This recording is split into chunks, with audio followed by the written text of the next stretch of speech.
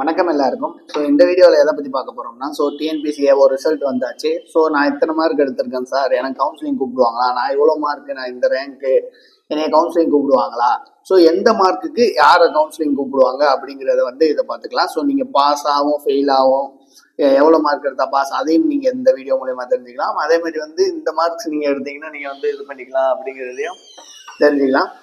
இப்போ video skip பண்ணாமல் கடைசி வரைக்கும் பாருங்கள். ஃபர்ஸ்ட் நான் இன்டர்வியூ போஸ்ட்டுக்குள்ள தான் நமக்கு இதாக கரெக்ட் தானே. இப்போ நான் இன்டர்வியூ போஸ்ட்டுக்குள்ள இந்த டிஎன்பிசி ஏஓ இதில் மொத்தம் எத்தனை டிபார்ட்மெண்ட் இருக்குன்னு பார்த்தீங்கன்னா, நான் இன்டர்வியூ போஸ்ட்ல 61 டிபார்ட்மெண்ட் இருக்கு. இதுக்கான வேகன்சி பார்த்தீங்கன்னா 1235 வேகன்சிஸ் விட்டுருக்காங்க. ஓகேவா. இதுல அப்ளிகேஷன் இந்த 1235 பேருக்கு நிறைய டிபார்ட்மெண்ட்ல இருந்து நிறைய கேண்டிடேட்ஸ் மொத்தம் 95,925 கேண்டிடேட்ஸ் அப்ளிகேஷன்ஸ் அப்ளை பண்ணியிருக்காங்க. இதுல எக்ஸாம் அட்டன் பண்ணவங்க எவ்வளோ, 95,925ல எக்ஸாம் அட்டன் பண்ணவங்களோட எண்ணிக்கை எவ்வளோன்னா 45,805 பேர் எக்ஸாம் அட்டன் பண்ணியிருக்காங்க. அதுல ஆப்சென்ட் ஆனவங்க 49,204 49,204 பேர் எக்ஸாம் அட்டன் பண்ணியிருக்காங்க. அதாவது இந்த நான் இன்டர்வியூ போஸ்ட்ல இத்தனை பேர் வேகன்சியில் இத்தனை பேர் அப்ளிகேஷன் பண்ணி இவ்வளோ பேர் எக்ஸாம் அட்டன் பண்ணியிருக்காங்க. இது ஜென்ரலான ஒரு ஓவர்வியூ. ஓகேவா. இப்போ கிட்ட பாத்தீங்கன்னா மோர் தென் ஹாஃப் மெம்பர்ஸ் அட்டன் பண்ணல.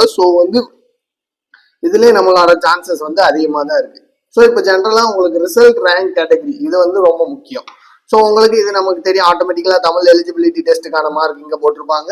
உங்களுக்கு பார்ட் பி ஜென்ரல் ஸ்டடீஸ்க்கான மார்க் இங்க போட்டிருப்பாங்க. உங்களோட கேட்டகரி இங்க போட்டிருப்பாங்க. இது ஜெண்டர் ரீமார்க் இதெல்லாம் ஓகேவா. இப்போ நீங்க உங்களோட சப்ஜெக்ட் பேப்பர் மார்க் இங்க போட்டிருப்பாங்க. இந்த சப்ஜெக்ட் பேப்பர் மார்க்கையும் இந்த ஜெனரல் ஸ்டடீஸ் மார்க்கையும் சேர்த்து தான் டோட்டல் மார்க்கா இங்க போட்டிருப்பாங்க. ஓகே தானே, இது கிளியர் தானே. இப்போ ஏஓ இவங்களோட ஸ்கோர் கார்டு எடுத்துக்கிறோம். இவங்களோட சப்ஜெக்ட் பேப்பர்ல 171 எடுத்திருக்காங்க. அதே இது ஜெனரல் ஸ்டடீஸை சேர்க்கிறப்ப இவங்களுக்கு 235 மார்க்ஸ் வருது. ஓகேவா. இவங்களோட ஓவரால் ரேங்க் ஓவரால் ரேங்க் அப்படின்னா என்னன்னா, இந்த போஸ்ட் ஓகேவா, அதாவது அக்ரி ஆபீசர் இந்த போஸ்ட்டுக்கு அப்ளை பண்ணதுல இவங்க அப்ளை பண்ண கேண்டிடேட்ஸ்ல இவங்களோட ரேங்க் 1749. ஓகேவா. இதே போஸ்ட்டுக்கு அப்ளை பண்ண பிசி கேண்டிடேட்ஸ் இருப்பாங்க இல்லையா, அவங்களோட ரேங்க்ல இவர் 802. ஓகேவா. இதுதான் overall rank and communal rank இதுதான். இவர் எந்த ஒரு ஸ்பெஷல் கேட்டகரியும் இல்லை. இதனால ஸ்பெஷல் கேட்டகரியில இது இல்லை. ரேங்க் யாருக்கு இருக்காது, யாருக்கு ரேங்க் போட்டிருக்க மாட்டாங்க அப்படின்னா, நம்ம முதல்ல சொன்ன மாதிரி தான் மினிமம் குவாலிஃபைங் மார்க் எடுக்கணும். அதாவது 135 மார்க்ஸ் மினிமம் குவாலிஃபைங் மார்க் எடுத்திருக்கணும் ஒரு கேண்டிடேட். ஓகேவா. அந்த 135 மார்க் கம்மியா அவங்க எடுத்தாங்கன்னா அவங்களுக்கு இந்த ரேங்க் வந்திருக்காது, இந்த ரேங்க் வந்திருக்காது. ஓகேவா. 135 மேல அவங்க இருந்தாங்கன்னா அவங்களுக்கு ரேங்க் போட்டிருப்பாங்க. இங்க இவர் 235 இருக்காரு, ரேங்க் போட்டிருக்காங்க. இவ்வளவுதான் வித்தியாசம். ஓகே. சில ரீமார்க்ஸ் நிறைய போட்டிருப்பாங்க அப்படின்ற நிறைய பேர் கமெண்ட் பண்ணியிருந்தீங்க. Remark not fit for valuation அப்படிங்கிறாங்க. நாட் ஃபிட் ஃபார் வேல்யூவேஷன் அப்படின்னா என்னன்னா, நீங்க எய்தர் ஓஎம்ஆர்ல ஏதாச்சும் மிஸ்டேக் பண்ணியிருப்பீங்க. ஓஎம்ஆர் ஷேர் பண்றதுல ஏதாச்சும் மிஸ்டேக் பண்ணியிருப்பீங்க. உங்களோட question booklet number okay, question number அந்த புக்லெட் நம்பரை தப்பா எழுதியிருப்பீங்க. இந்த மாதிரி காரணத்தினால இந்த நாட் ஃபிட் ஃபார் வேல்யூவேஷன் போட்டிருப்பாங்க. எய்தர் உங்களோட பேப்பரையே கரெக்ஷன் பண்ணியிருக்க மாட்டாங்க, இல்லைன்னா அந்த ஓஎம்ஆர் ஸ்கேனர்ல உங்க பேப்பரை இன்செர்ட் பண்றப்போ நீங்க ஷேர் பண்ணிக்கிறது கரெக்டா இல்லைன்னா அது ஸ்கேன் ஆகாது. அதனால இந்த நாட் ஃபிட் ஃபார் வேல்யூவேஷன்ங்கிறத போட்டிருப்பாங்க. அடுத்து பிக்யூஎம், நான் பிக்யூஎம் சொன்னதுதான். இங்க சொன்னேன் இல்லையா, இந்த 235 மார்க் இவர் எடுத்திருக்காரு, அதனால ரேங்க் கொடுத்துருக்காங்க. இவர் அந்த 135 மார்க் மேல எடுத்திருக்காரு. 135 மார்க் எடுக்கல அப்படின்னா நீங்க அந்த பிக்யூஎம்ங்கிறத மென்ஷன் பண்ணிருப்பாங்க, அதாவது பிலோ குவாலிஃபைங் மார்க். ஓகேவா. அடுத்து நாட் எலிஜிபிள் அப்படின்னா, எய்தர் நீங்க ஒரு ஏதோ டாக்குமெண்ட் அப்லோட் பண்றப்ப தப்பா அப்லோட் பண்ணிருப்பீங்க, இல்ல மிஸ்டேக்கா வேற ஒரு டாக்குமெண்ட் அப்லோட் பண்ணிருப்பீங்க. இந்த மாதிரி கேசஸ்க்கு நாட் எலிஜிபிள் அப்படிங்கறத மென்ஷன் பண்ணிருப்பாங்க. அடுத்த ப்ரொசீஜருக்கு நீங்க எலிஜிபிள் கிடையாது. அடுத்து டெட்டால டிஏ. ஓகேவா. டிஏனா டிசபிலிட்டி. ஓகேவா. டிஃபரெண்ட்லி ஏபிள் டிசபிலிட்டின்னு சொல்லுவாங்க. நீங்க ஒரு ஹேண்டிகேப் கேண்டிடேட்ஸா இருந்தீங்கன்னா அது இதை மென்ஷன் பண்ணிருப்பாங்க. இது 4 தான் ஸ்பெஷல் ரேங்க்ஸுக்கும் ரீமார்க்ஸுக்கும் இது.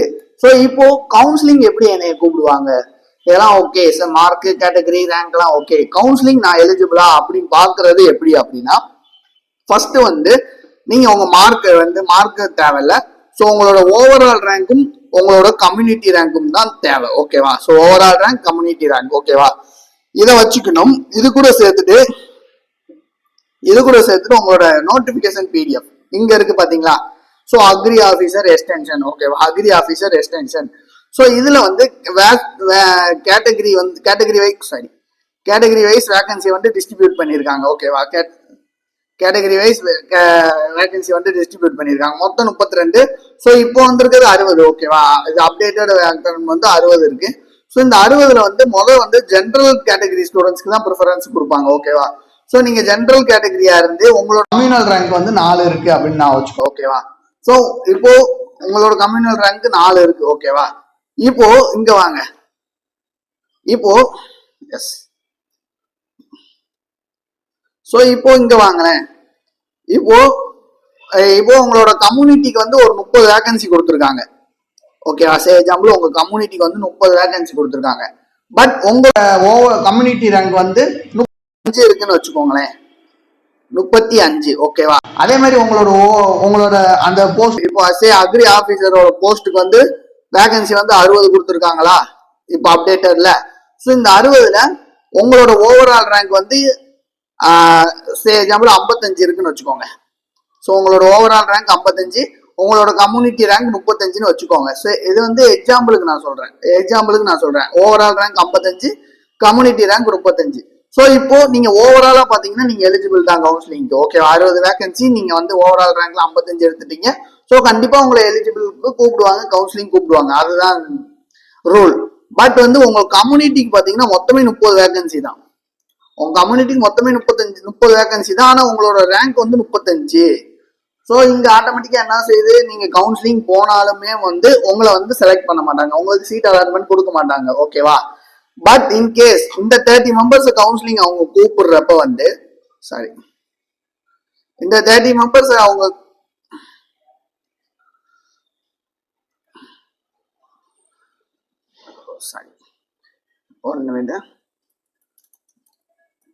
இந்த 30 மெம்பர்ஸ் அவங்க கவுன்சிலிங் கூப்பிடுறப்ப வந்து ஏதாச்சும் ஒரு மிஸ்டேக் ஆகுது. இந்த 30 மெம்பர்ஸ் அவங்க கவுன்சிலிங் கூப்பிடுறாங்க, உங்களோட ரேங்க் 35 ரேங்க். ஸோ நீங்க 5 மெம்பர்ஸ் தள்ளி இருக்கீங்க. ஓகேவா? ஸோ இந்த மாதிரி ஒரு இதுல வந்து ஏதாச்சும் ஒரு பிரச்சனை ஆகுது அப்படின்னா ஸோ இவங்க 30 பேர் போறாங்க இல்லையா? ஸோ இந்த 30 பேருக்கு ஏதாச்சும் ஒரு பிரச்சனை வருது. ஸோ எக்ஸாம்பிள் ஒருத்தருக்கு வந்து சர்டிபிகேட் ஒரிஜினல் இல்லை, ஸோ ஒருத்தவங்க மாத்தி டாக்குமெண்ட் அப்லோட் பண்ணியிருக்காங்கன்னா ஸோ அவங்களெல்லாம் ரிஜெக்ட் பண்ணி விடுவாங்க இல்லையா?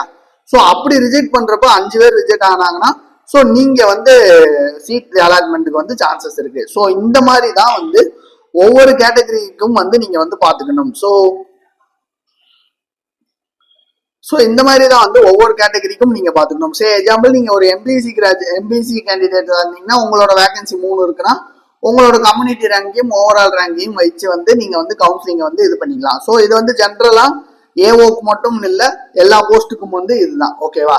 ஸோ வந்து என்னென்ன உங்களோட கம்யூனல் ரேங்க் ஓவரால் ரேங்கை வச்சு தான் வந்து நமக்கு வந்து டிசைட் பண்ணுவாங்க. ஸோ அதனால வந்து யாரெல்லாம் எலிஜிபிளா இருக்க சான்சஸ் இருக்கு அப்படிங்கறத வந்து கமெண்ட் செக்ஷன்ல சொல்லுங்க. ஸோ வேற எதுவும் டவுட்ஸ் இருந்தாலும் கமெண்ட் செக்ஷன்ல மென்ஷன் பண்ணுங்க. தேங்க்யூ.